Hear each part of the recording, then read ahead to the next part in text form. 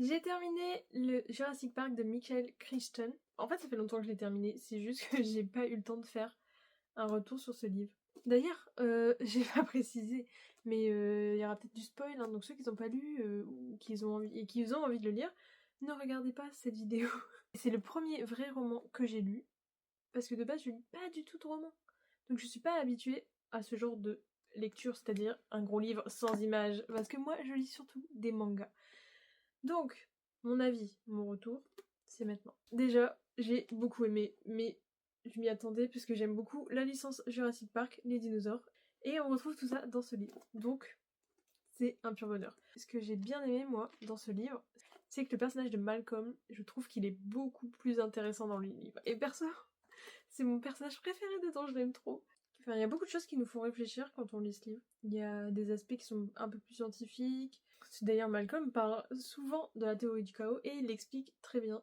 Je trouve que c'était très facile à comprendre. Dans le film, il y a Grant et Ellie qui sont ensemble, je crois. Parce qu'il y a des moments où Ellie dit chérie à Grant, alors que dedans, ils sont pas du tout ensemble en fait. Enfin, je crois pas me tromper, mais à moins que j'ai mal compris, mais je crois qu'ils sont pas ensemble dans le livre. Mais ils les ont mis ensemble dans le film. Un personnage que j'ai pas du tout aimé dans le livre, c'est Amon. J'ai l'impression qu'il est beaucoup plus méchant dans le livre, alors que dans les films, il est il paraît tout mignon et tout, il a l'air tout gentil, mais à la fin, Amon, quand il parlait de ses enfants, ses petits-enfants, j'ai trouvé qu'il était trop méchant. Quand il a parlé de Lex et Timmy, et finalement, ben, c'est bien fait pour lui, hein, parce qu'il est mort. Il est mort. Alors que dans les films, on le voit pas mourir. Et du coup, on le voit mourir là-dedans. D'ailleurs, j'ai commencé le tome 2 de Jurassic Park. Donc là, ça va être un spoil sur le tome 2, mais je suis au tout début, donc... Dans le tome 2, Ian Malcolm, qui est en vie, alors que normalement, il est mort.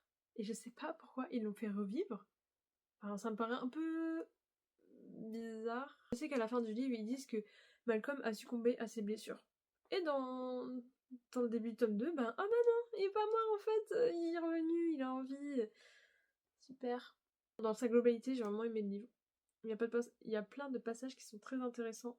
N'hésitez pas à me faire un retour pour savoir si vous l'avez aimé, si vous l'avez lu. J'aimerais bien savoir votre avis.